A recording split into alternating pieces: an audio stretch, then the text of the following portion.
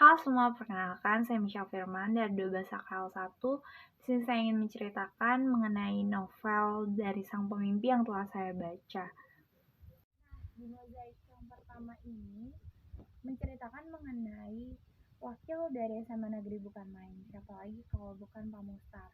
Nah, Pak Mustar ini merupakan salah satu pendiri dari SMA Negeri Bukan Main, yaitu beliau memiliki peran yang cukup penting untuk SMA Negeri Bukan Main. Sebelum didirikan dari SMA Negeri Bukan Main ini, anak-anak Blitong harus sekolah di SMA Tanjung Pandan, yang dimana letaknya cukup jauh sehingga mereka harus menempuh jarak 120 km dari pemukiman mereka. Perjuangan sekali untuk mereka menggapai sekolah dan mencapai pendidikan yang ingin mereka capai. Nah, selain itu, Pak Mustar ini juga memiliki julukan seram karena beliau ini sangat galak. Sebelum dia menjadi yang sekarang, beliau sempat marah dan menjadi galak karena anaknya tidak lulus dan tidak bisa masuk negeri. Karena untuk masuk negeri itu harus memiliki dan mencapai NEM 42, namun NEM yang dimiliki anaknya hanya 41,75. Nah, pada Senin pagi, hari yang cukup menjengkelkan bagi Arai, Jimron, dan Ikai, karena mereka sedang terciduk bergurau dengan para teman-teman wanita mereka yang pada saat itu juga sedang terlambat.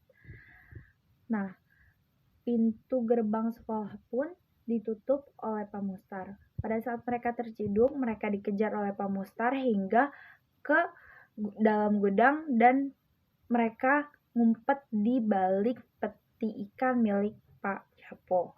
Nah, betapa kagetnya mereka pada saat itu karena Pak Mustar mengangkat peti ikan tersebut dan akhirnya mereka dihukum oleh Pak Mustar. Ikal dan Arai masih bertalian darah.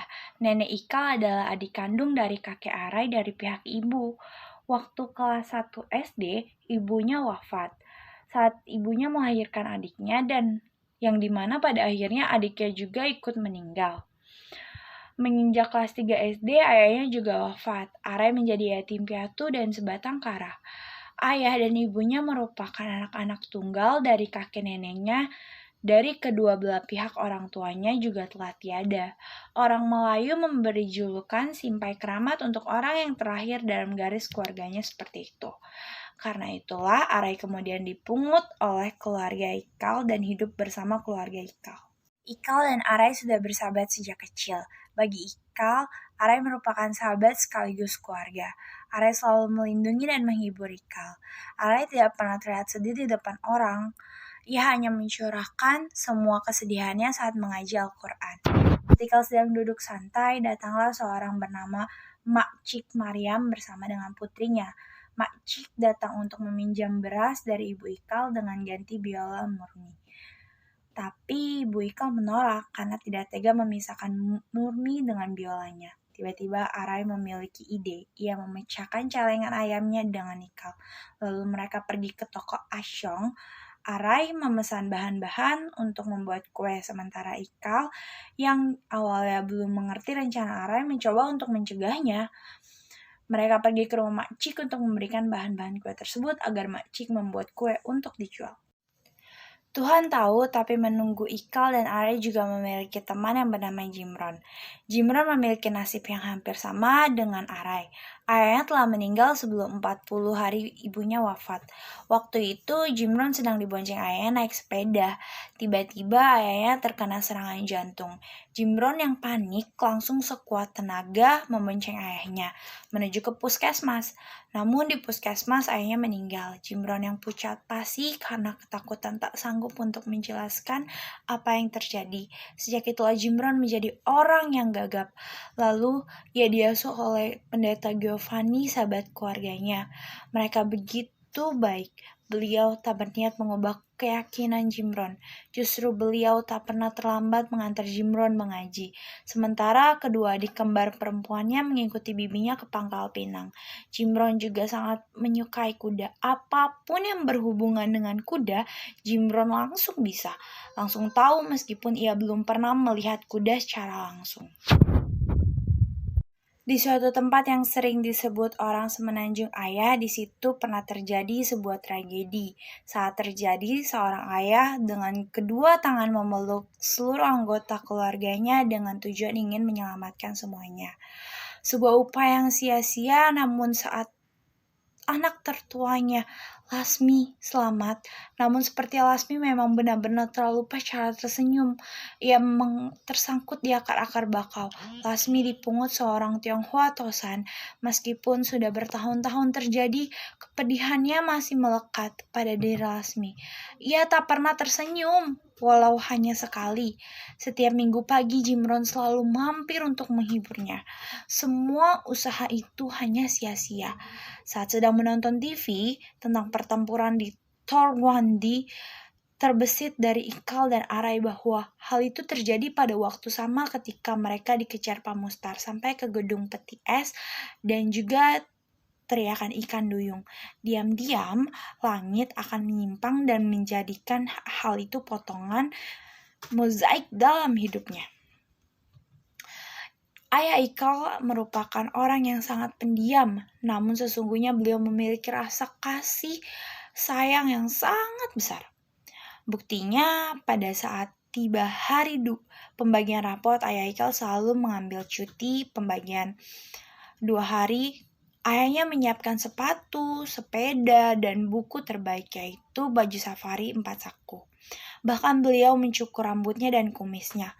Tak kalah repot, Ibu Ikal juga sembari semalam merendam ramuan buatannya untuk dipercikan pada baju safari ayah ketika menyetrikanya. Setelah itu, Ayah Ikal bersepeda menuju SMA negeri bukan main. Sejauh 30 km. Setelah mengambil rapot pun, beliau hanya tersenyum memandang Ikal dan Arai yang baginya merupakan pahlawan. SMA Negeri Bukan Main memiliki aturan untuk tidak menonton film di bioskop. Tapi kali ini, Ikal, Arai, dan Jimron berusaha nekat untuk menonton film tersebut. Meski sudah diingatkan oleh petugas karcis, mereka tetap nekat masuk dengan cara menyamar. Namun akhirnya di tengah-tengah film, mereka ketahuan oleh Pamustar. Mereka tertangkap Pamustar karena saat beliau berpatroli. Beliau mendapat laporan dari tukang jagung yang sudah lama memangkal di depan bioskop. Dan karena telah melanggar aturan, Ikal dan Jimron mendapat hukuman membersihkan WC.